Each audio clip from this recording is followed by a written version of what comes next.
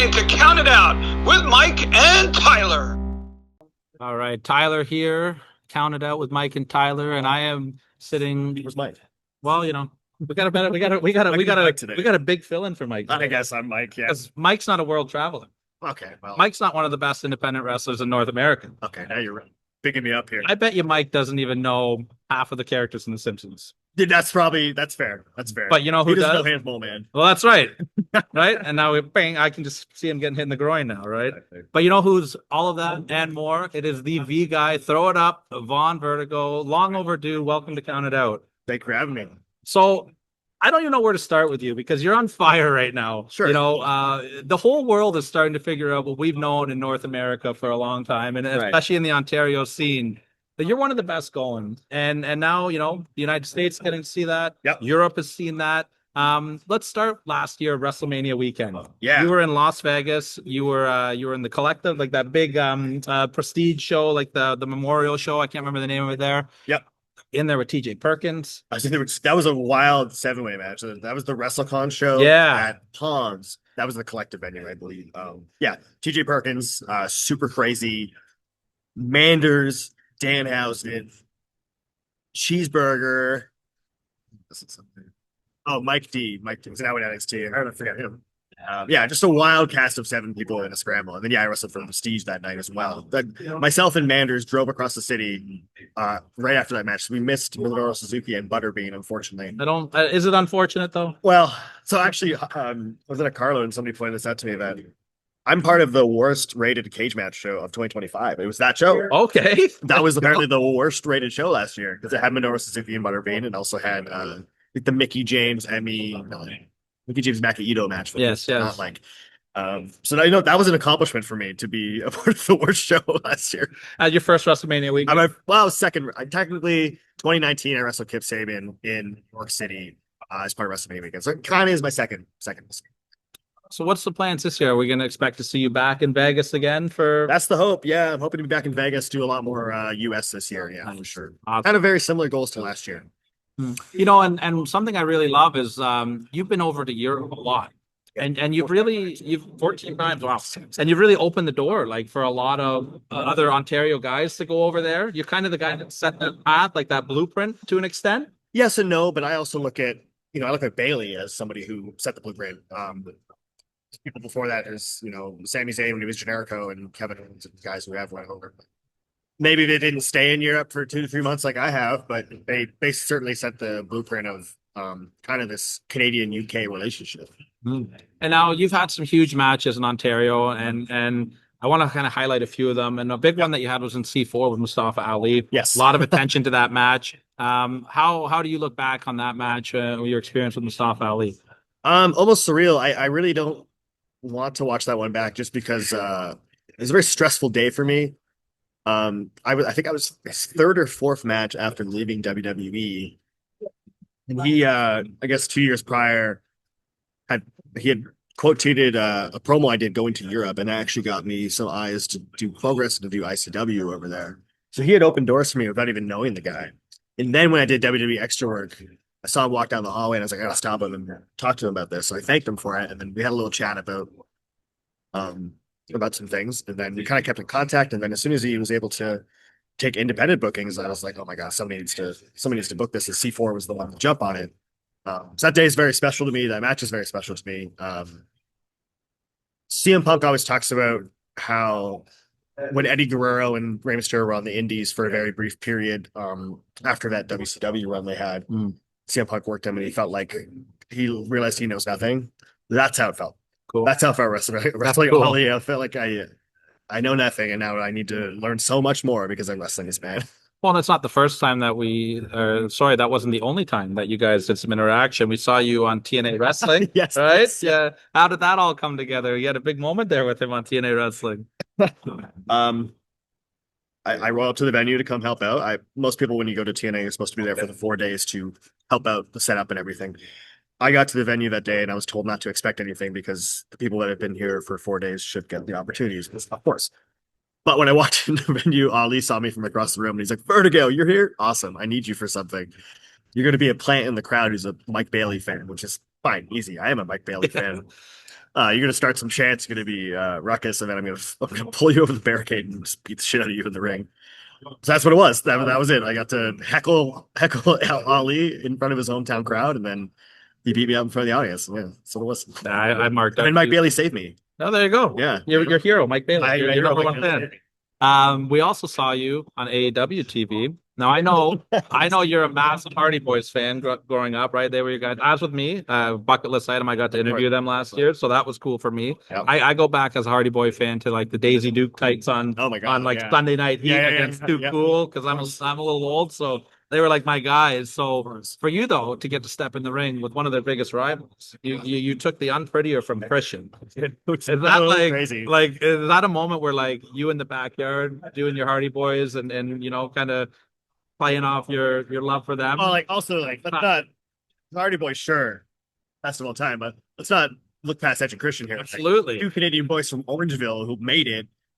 Christian, probably the most underrated wrestler of all time. I agree. His run in like 2004, 2005, and then when he goes to TNA, his work there is incredible as well. So I had a little funny moment with Christian where we were kind of figuring out like who was going to be taking what. So I'm pretty the Shatter Machine and the Kill Switch, and I'm thinking in my head I don't want to take the Shatter Machine, but I'll take a spear or a Kill Switch. And Kill Switch was the first thing that came up, and I was like, I'll take that. And he had asked me, well, I had brought up that I was trained by Rob Fuego, and he trained with Fuego because they came out from the same school under Ron Hutchinson. And he said to me, "Oh, actually, maybe we'll use somebody else for the Unprettier," which was very funny, and very on brand of him. So, but no, he was very, very cool to work with. You're very active on social media. Yeah. I love active. Yeah, Definitely. but you make such creative reels. Like I saw on your TikTok the other day, you made this reel of everybody you like cool guys you've been in the ring with. Yeah, and very like random people. Yeah, I saw one. I got to ask you about Too Cold Scorpio.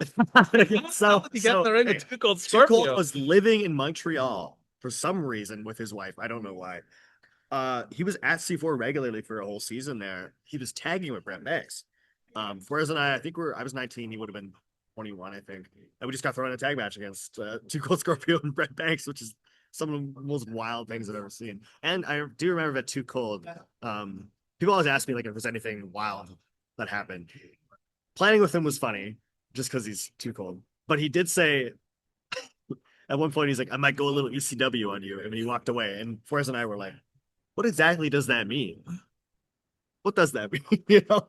I mean, look out, fans! I would say. I guess You're going in the crowd. I don't know. He had some pretty crazy moments with the Sandman in ECW for sure.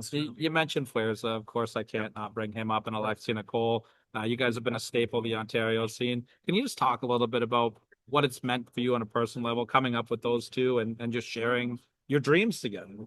Yeah, I mean, it's definitely been. I've had two people to lean on where we felt very early on that we weren't the ones who companies were per se.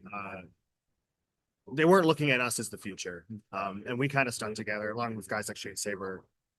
We kind of stuck together and thought, no, we are the future. We're going to show you. And some of these people who they were thought the future weren't there, 5 years from now. But we're going to grind and we're going to work and show people what we could do. So having them lean on was absolutely incredible way to start in this. Absolutely. And somebody else who believes in you guys in the future was Josh Alexander. Yep. Very beautiful moment. Absolutely. You guys had the triple threat in Northern Crown. Yes. Beautiful moment with Josh, giving his. The only time I teared up in the ring. Really? Eh? What exactly was that moment to you like that got you so emotional? He's just the most he's locker room leader. He is the Ontario. It's the Ontario Undertaker. He hates being called that, but that's what we refer to him as. He's the guy that you look up to the most, and you want to make a good impression with him. So for us, that was a really special moment because it was kind of him saying like, "You guys are now like I'm leaving. This is now your place to take over." Whereas I to run the Ontario indie scene and take care of it in his absence, kind of thing. It was just very emotional because I mean, to just have that respect for him to do that for us. We just want to do him proud by that. Yeah.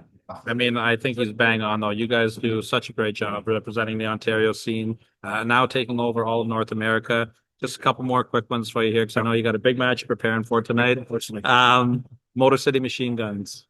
what a match. I was there live for that one. Yeah. What was that like to get to step in the ring with, at the time, the reigning TNA Tag Team Champions? Yeah, very, very cool. Obviously, Motor City Machine Guns, some of the most innovative wrestlers at the time, most influential tag teams of all time. Stressful, and then even added more stressful when Aiden Prince breaks his leg right before we go out. And to watch him come to the back of his broken leg, we have to go out to our entrance, which kind of, in a way, threw us off our game for a little bit, but we were able to get back in it. But it's just one of those moments where I cannot think of Aiden because he was a part of our faction there. Yeah. It's such a part of our team there. But I mean, obviously wrestling with Motor City Machine Guns, we had to pull together and pull off a great match. And it was a great match. So the last thing I ask you here, before I let you go, I can't talk to you and not talk a little Simpsons with you. I have to do it because when I announce you and Barry, it's always from North Havenbrook, Ontario, which pops me every time. So there's a couple of Simpsons. It's to pop people like you. Well, that's it, and it gets me every time. I know Mike Jeffries. We'll go with that name for him. He always mentions something Simpsons related, which is fun. So I got to ask you then. Everyone likes a good Mount Rushmore. Oh God. Okay. I'm not going with best Simpsons characters because I want to know your Mount Rushmore of deep cut Simpson characters. Like the guys like we mentioned the Hans Momans earlier. Yeah. Those So, type of guys. No Homers and Barts. And no, like big no main dog. characters Yeah. per se. So, What's your favorite deep cut Simpson character? I would say Hank Scorpio is my favorite one-off. Love character, it. so he has to be on there. So that's top five for me. I think Hans Moleman might be on there. He's a very good pick. Yeah. There's not a single line that he says, but it's an absolute money. Maybe. God, there's so many good ones. I would maybe go with Barney as well. Barney's great. Yeah. Barney's incredible. There's a lot of really good lines from him. And Jasper could be another one. Honestly, the entire retirement folks. Yeah. They don't know what's going on. Jasper's dancing with no pants. Jasper's dancing with no pants. And SSC taking little girl. There's a lot of really good ones from him. So what's the best song in the history of The Simpsons? So I got one for me, and it's a no-brainer for me. It's the softball song. Yes, I think that's my favorite Simpsons. It's gotta be that one or the Monorail song. Monorail's great. The See My Vest. See My Vest. I'll give you a deep cut one for me. Is the Planet of the Apes, Dr. Sayers. Oh my God, Dr. Sayers. Yes. What's wrong with me? Yes, very, very good. I love it. And then the last one, then give me a couple of your favorite Simpsons episodes. Definitely, the Hank Scorpio episode, season 8. I'm forgetting the name right now. You only move twice. Cape Fear with Sideshow Bob is a huge one for me. There's another one that you could put on that Mount Rushmore. Sideshow Bob. Oh, Sideshow Bob for sure could be on that. Let me see here. This is a Mount Rushmore, so I need 4. You could do, just a couple if you want. I put you on the spot with one Mount Rushmore. I don't want to torture you with another one, unless you want to give it to us. Same. Trying to think of the comfort episodes, like baseball one for me. Yes, the baseball would 100% be on that, and especially because I'm like a little older than you. So I don't know. Those were all my baseball players. Anything about baseball, but it's one of the most incredible episodes of all time. I think that's one of those things because I started watching Simpsons when I was 8 years old or something. Where every time I watch it, I get a little more. I get the references a bit better. Yeah. I would go with those 3. I like the one where Homer's getting stoned. He's like, they call them fingers, but I never see him fing. The auto line. Yeah, I could talk. The problem is they're all good. They are. They are so good, and you are so good at what you do. And I appreciate taking the time. Oh, no worries. You make us all super proud, and we love, especially when you come around and see us here in Barrie. Still, I didn't even get to ask about Barrie, so that'll be a part 2. We'll have to do another one. But man, absolutely, sign me up for that. Sure. Really quick, let the people know where they can follow your journey, and thank you for joining us. So at Vaughn Vertigo on, I guess, Twitter, Instagram, TikTok, YouTube. I think that's the most of it. Patreon as well. I get Patreon. Well, that's it. All right, we'll throw them up. Vaughn Vertigo. Thank you, my friend. That wasn't a scissor. It was just.